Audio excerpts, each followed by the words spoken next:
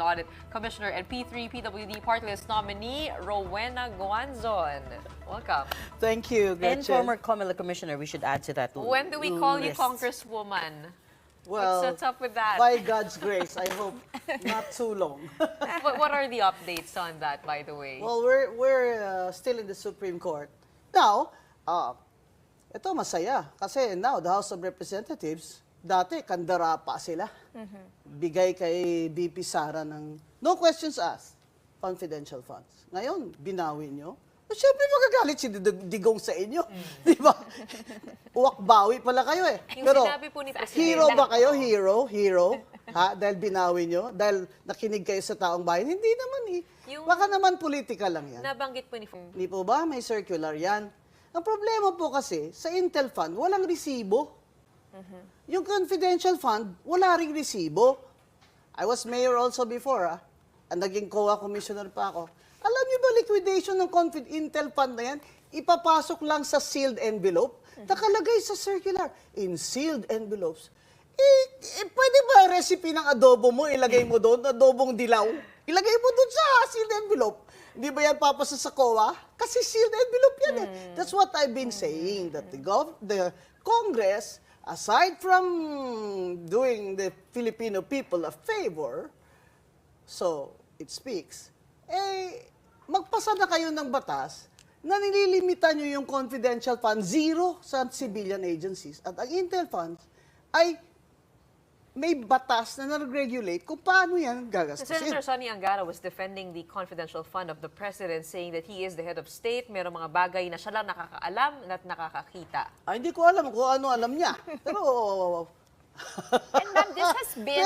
Pero I am saying that he is the commander-in-chief and he has all of these intel funds of these military agencies at his disposal. Siguro naiinggit siya kay Digong kasi 4.5 billion si Digong no? Last year. Sabi ni BBM siguro, ba't ako 1.2 billion lang, umaangal kayo? 4.5 na. But that's the issue, ma'am. Why now? Why is it just being looked at now, shed to light? Is it the sheer amounts, the sheer audacity? Alam nyo or kasi, it's been there for every administration? Grabe ang mga tao ngayon Kaya bumagsak yung rating nila. Grabe na yung inflation, grabe na ang rising prices. 60% or more of the GDP ang utang. Baka gusto niyo matulad na kayo sa mga mas mahirap pa na bansa sa atin na halos hindi na tayo makabili ng bigas natin. So, in that context, na poor ang country naton, mag-intel fund, confidential fund pa kayo na hindi namin alam where you spend it. Napaka-confidential, hindi namin alam. What's up sa Constitution? There has to be accountability and transparency, Gretchen. O saan ang transparency dyan kung sealed envelopes yan? Gusto nila lahat, may confi fund sila kasi parang yun ang kanilang kitty-kitty, di ba? Hold on, I want to take this chance to correct a misconception though. Confidential funds are audited kasi a lot of people assume that they're unauditable, but they are funds are also audited. Yes, There is they're a COA audited. circular. They can be audited. It's just that, as you pointed out, the rules No on receipts. liquidation are unclear. No receipts are required. It's in the Correct. circular. You read it. So what happens to that sealed envelope? Who gets to read it? Who gets to check it? The Sila COA lang. auditor. Okay. Yeah. Okay. So And it's really in case them. of national agencies, the office of the chair of COA has a specific officer there in the rank of director. If there are further questions, what happens then?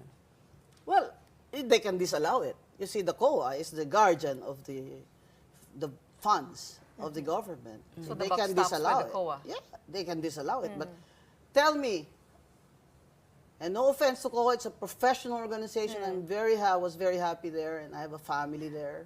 I feel like I'm family up to now. Meron bang confidential fund o Intel fund na disallow? Wala, di ba? But from a practical perspective, how can we decide on where this money would go? Wouldn't that take That's deliberations the from the job. House? That's the job of the Congress because Yeah, it it's holds going the to purse. take a whole other But deliberation it holds of the purse. Now, why are they Where withdrawing will we it put from it? VP Sara? Why are they withdrawing it from all the civilian? All of a sudden, they have a hallelujah. They found the Holy Grail.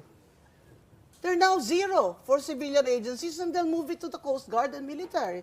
All of a sudden, you know, is there politics there involved? I like that. I like that. But I want it for the right reasons, Mr. Speaker. For the right reasons. That confidential funds should be stopped once and for all. Because we cannot Across the afford. board, across we the board. cannot afford a single million, a single peso in confidential funds that are most likely going to be in the pockets of public officials. Because, again, there is no transparency, and the regulations for liquidation is very vague. Regulations are vague.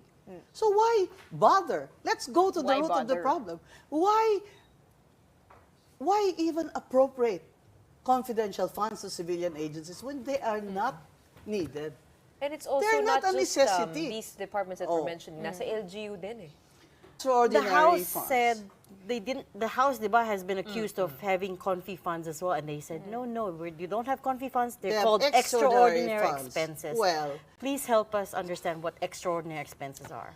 Well, I think that's the funds that they use for entertaining, foreign guests, things like that. That's you look at the extraordinary funds. It's probably going to have a lot of receipts for restaurants. Oh. No, okay. Not So, security. extraordinary funds, but not security, because security will have its own fund. And in the budget, it should have a line item, di ba? That was the controversy. There was no line item, zero.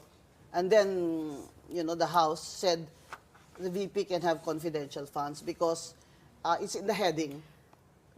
But then somebody said, no, it has to be in the item. No. But then now they turn around and say, no one na. They binawi nila kay VP Sara ang confidential fund. Eh, syempre magagalit, di ba? Syempre magagalit si Digong sa inyo, o ano. Merese, kung sa Ilonggo pa. I was reading Yusek Magno's Twitter account the other day, and she was unearthing a lot of documents. She was saying the earliest mention of a confidential fund was during Magsaysay's time, and it was a private fund raised as a reward against Hook hook balahap. leaders. And it seems like Marcos Sr. started the confidential fund as we know it. And there's a document that she posted that confidential funds were used to finance Imelda Marcos's travels. And she said CFs breed corruption. What do you know about that? Well, she's USEC of Finance formerly, so she has evidence. I mean, they probably had vouchers or notes, and I believe her. I believe her. This document stated Yeah, Shelo Magno 1981. from the UP School of Economics.